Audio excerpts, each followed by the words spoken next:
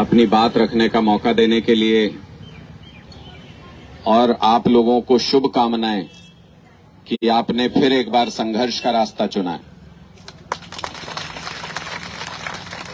आज के दौर में बहुत मुश्किल है, संघर्ष का रास्ता चुनना बहुत मुश्किल है, क्योंकि सरकारें ऐसी हैं जो किसी भी हद तक जा सकते हैं, आपकी बात सुनेंगे नहीं, आपके खिलाफ हर ताकत का इस्तेमाल करेंगे।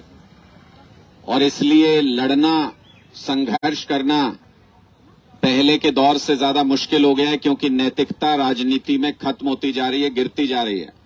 राजनेताओं की, सरकार की बात की कोई कीमत नहीं रही, इसलिए संघर्ष पहले से ज्यादा मुश्किल हो गया। लेकिन आपकी ताकत में, आपके हौसले में पहले की तरह ही वही जज्बा बना हुआ है, कोई कमी नहीं आई। इसके लिए मातृशक्ति को अभिवादन करता हूं। पहले भी आप लोगों ने लंबा संघर्ष किया था और उसके बाद सरकार की तरफ से ये कहा गया था कि बैठ के बात करेंगे, पूरी बात आपकी समझेंगे। शायद उस टाइम विधानसभा सेशन का बहाना लिया था कि विधानसभा सेशन चल रहा है, उसके बाद मंत्री से आपकी कमेटी की मीटिंग कराएंगे और सारी समस्याएं आपके सुलझाएंगे। विधानसभा सेशन भी चला गया, उसके बाद कोई मीटिंग नहीं हुई।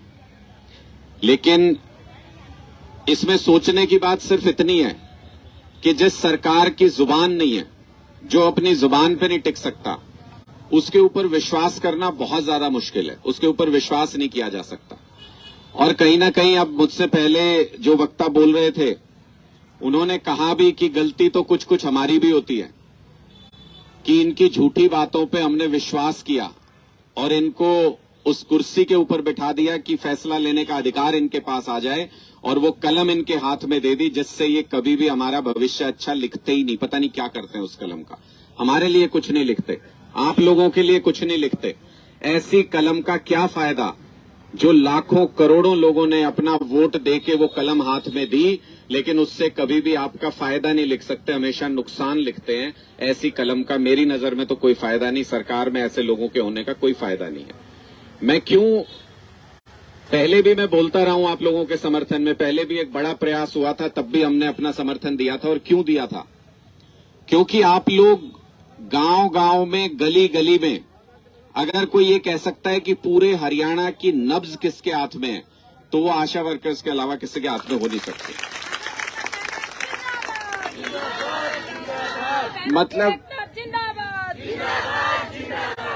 छोटी छोटी बात से लेके, जब भी सरकार को कोई जानकारी इकट्ठा करनी होगी, आप ही के दरवाजे पे आते हैं हाथ जोड़ के, आप ही के ऊपर से आदेश आएगा ये जानकारी इकट्ठी करके दो हमें, और आपको सबको कहा जाएगा ये जानकारी इकट्ठी करके दो।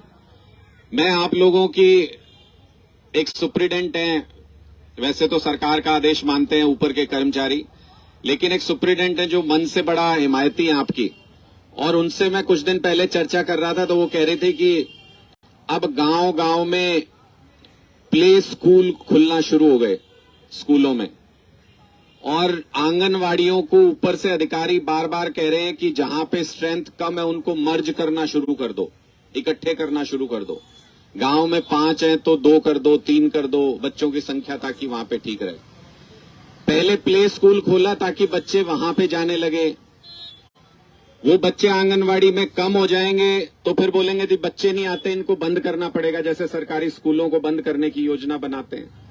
ये पूरी साजिश इस बात को लेके है कि धीरे धीरे धीरे धीरे आप लोगों की संख्या को कम किया जा सके, आप लोगों की ताकत को कम किया जा सके, आप लोगों की जरूरत को कम किया जा सके, जो कि मेरी नजर में अपने पैर पे कुल्हाड़ी मारने के बराबर है। ऐसी जो वर्क फोर्स है, जैसी कि आशा वर्कर्स की होती है, ऐसी वर्क फोर्स सरकार को और कहीं मिल नहीं सकती, जो कि गांव गांव में लोगों के बीच में पहुंचे हुए हों।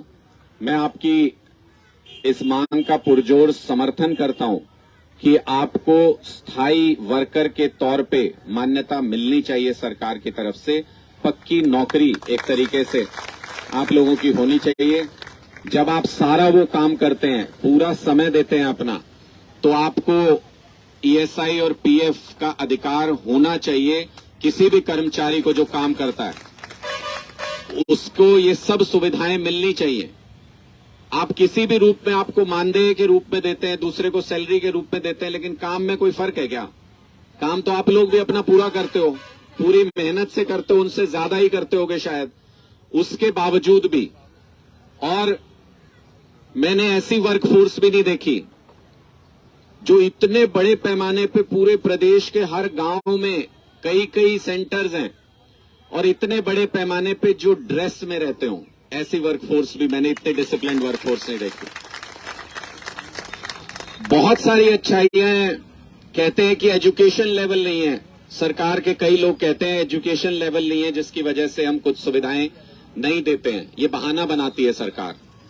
ये सारा कुछ सरकार के हाथ में होता है। अगर वो चाहें तो इन्हीं वर्कर्स की ट्रेनिंग करा के, इनका प्रमोशन करके जो सुविधाएं देना चाहते हैं दे सकते हैं। बाकी अपने अफसरों की और 100 लोगों की भी तो ट्रेनिंग कराते हैं, बाहर भी भेजते हैं ट्रेनिंग कराने।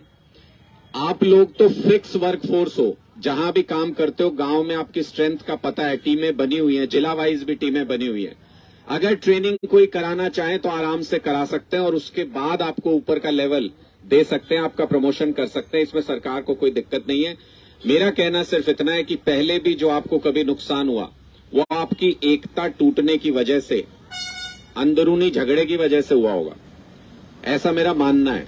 क्योंकि वरना तो इतनी बड़ी वर्कफोर्स पूरे हरियाणा के अंदर आपकी जो स्ट्रेंथ है, उसके होते हुए कोई सरकार आपके सामने ना झुके, ऐसा हो ही नहीं सकता।